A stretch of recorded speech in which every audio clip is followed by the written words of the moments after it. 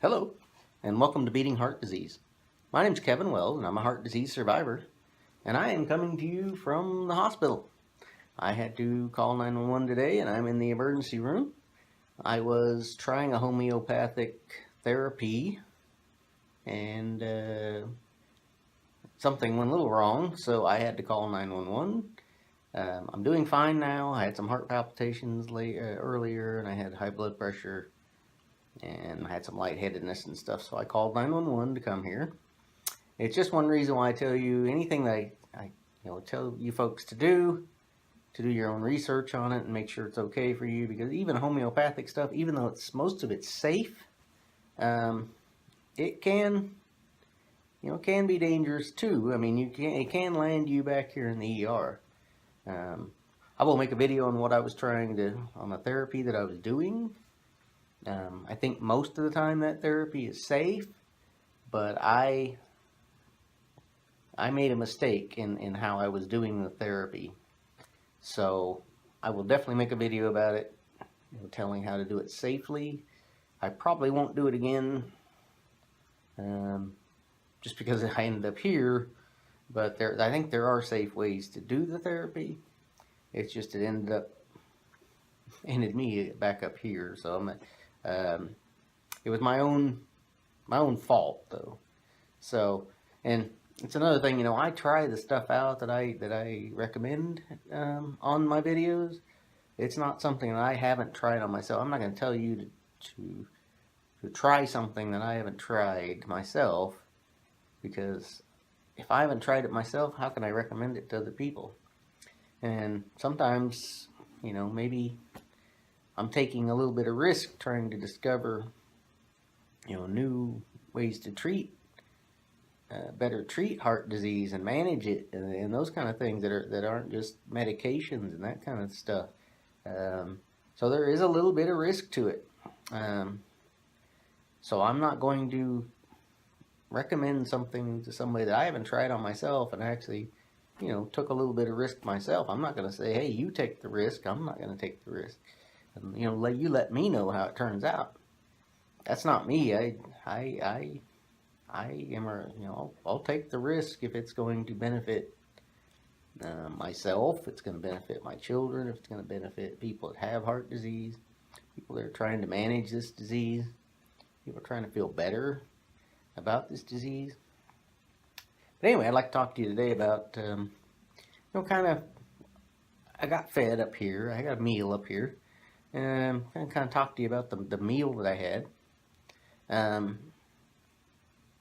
I got in my room about 6:30 at night, so they were already serving the meals up here in the cardiac section. It should be a cardiac meal. It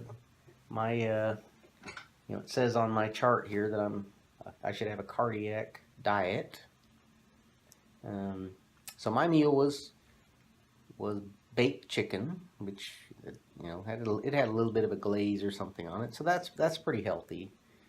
It had a little bit of salt in it, you could tell, but it was low sodium. I had squash, which was really good. There was some zucchini. Those were both steamed. I believe they were steamed. So those were good. Those were good things as far as heart health goes. There was pasta, spaghetti to be exact, and I think it was just in water. It wasn't in like olive oil or anything like that. It was just in water. So you have a carbohydrate there. So, and it's just a simple carbohydrate too. So I'm really shocked they had that in there. That's just kind of a wasted food. It's just going to turn into sugar in a cardiac patient, and that's just going to turn into triglycerides and bad things for a cardiac patient. So I'm kind of shocked that was in there. The other thing was I had looked like a whole wheat roll. And, whole wheat is better than regular wheat, but it's still, it is still a carbohydrate, which is going to turn into sugar. It had some fiber in it, which is going to help with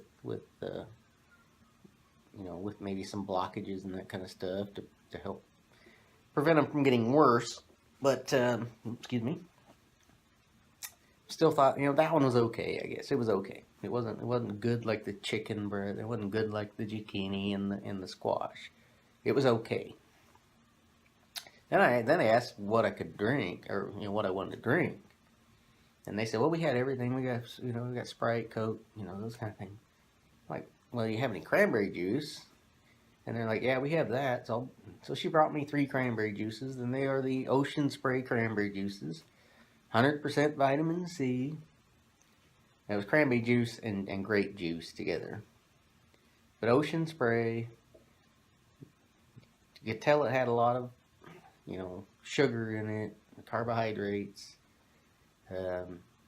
Said 100% vitamin C. That's just been, absorbic acid has been added to it. It's probably mostly flavored cranberry and flavored grape, I'm sure. Kind of shocked they don't have a real fruit juice of some kind. Something a little healthier for a heart patient to drink and offer up soft drinks to cardiac patients. I don't know. It's one of those things. It's one of the reasons why I do this, because the medical field doesn't seem to know to pinpoint exactly how to prevent this disease. Different ones have different ideas on how you prevent it. Different diets. Some of them think, oh, well, just low, no meats, carbohydrates. Carbohydrates are fine. Other ones are, all meat. Most cardiac doctors are you need to eat mostly a vegetable diet, vegetable and fruits. This one, probably at least a third of the meal was meat, and that's okay. I mean, it's all right. I mean, it's okay. It was chicken breast, so it was, fairly low in fats and stuff. But I'm surprised cardiologists, the foods that they have at the hospitals aren't more like flavored with meats. Like, yes, okay, the pasta's there. It's soaked in olive oil. It's cooked in water. Then it's soaked in olive oil to keep it from sticking together. And once it's cooked and stuff, you pour a little olive oil in there, and that keeps it from sticking together and that kind of stuff. And it's good for your heart. It's good for inflammation and stuff. And then you could, if you had like a chicken broth or something, you could pour on it. It's got maybe little chunks of chicken in it or something. A light broth, of course. You don't want something heavy with cream and that kind of stuff. But I mean, something that just kind of flavors, the spaghetti instead of having a solid chicken breast. That's kind of what the Mediterranean diet is. They flavor their foods with meats. They don't necessarily make the meat the main course. Which the meal I had up here, the chicken was the main course. So it's just kind of shocking to me. And I've been to a couple of different cardiac hospitals, and they kind of have a similar idea about how the diet should go with cardiac patients, and it doesn't seem to really make a whole lot of sense to me. As far as if you're wanting cardiac patients to change the way they eat, you kind of need to start in a hospital, in my opinion. You kind of need to start, say, well, here's something that's really good that you would have never thought about eating, but here it is. Here's a say it is a pasta dish. I'm not a big fan of pasta, but say you used, some kind of a whole grain pasta or something some other type of pasta that doesn't have so much carbohydrates in it. And maybe a spinach pasta or something like that. But you flavor it with some kind of a meat sauce that has little chunks of meat, but not a whole lot.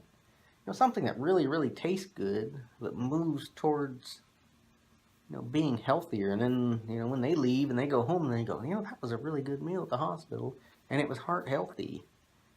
Something with a lot of good vegetables, good fruits.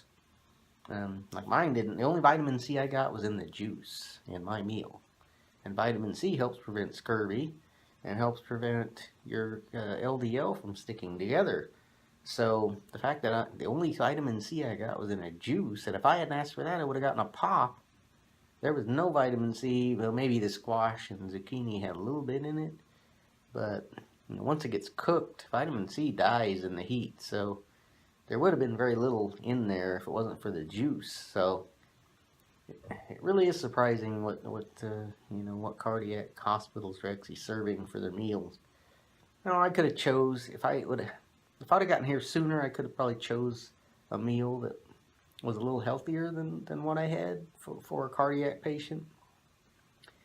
But it still would have been very similar. I would have had, you know, I would have had to pick fruit on a menu. It wouldn't have came automatically with the meal. I would have had to pick, you know, pick the healthy things. It probably wouldn't have came, you know, as an entree. The healthy stuff wouldn't have came as an entree, which it should be the case. You should order the entree. It's got everything healthy in it, and it moves the patient towards a healthier diet. That's just my feeling about it. I think that when you're in recovery, and this is the recovery part of the hospital, this recovery shouldn't just be your physical part to get you out the door. It should be, you know, starting the diet process, because you may not have heart rehab for 2 to 3 weeks after being here. So the fact that they could jumpstart your diet before you even go to heart rehab and have some, you know, have some classes on it, that just makes sense to me. Where you don't just go home and you go right back to the same diet you had before that puts you in the place. Yeah, just call me a little weird. I mean, it's just the way I think it should be, and it seems like they should probably move towards that. But anyway, well, if you like these videos, and the next one hopefully will be back where I normally do my videos. I won't be in the hospital again, hopefully. Gonna try and be a little smarter about the homeopathic stuff I do, but I'm still gonna try new things, because it's the only way we're gonna solve this problem. It's the only way we're gonna better manage this problem of heart disease, and you know, find ways so our kids don't have to suffer these things. And if they do, ways that they can manage it better, more healthy ways that they can manage it better. So some of us have to be guinea pigs on some of this stuff, and that's just the way it is. And I'm willing to do that. I'm actually happy I've had complications from my heart disease, because if I hadn't, I would just have forgotten about trying to find ways to manage this disease better. I just would have went on with my life and just kind of forgot about my surgery and my heart and that kind of stuff. And then where are my kids going to be in 10, 15 years? They're going to be right where I'm at. And they may have complications, and then they're starting from ground zero. So I don't want that for them, and so I'm kind of happy I have complications, and I have to try and find new ways to manage my heart disease. So anyway, so if you like this video, please subscribe. Give me a thumbs up. I'm in the hospital, so give me a thumbs up. Make me feel better. Anyway, like I said, it's just I do these videos to try and help people. That's the whole point. And anything that I suggest you talk it over with your doctor, because I'm not a professional, medical professional, or anybody like that. But anyway, if you like this video, like I said, subscribe. And thank you for watching, and I'll see you next time.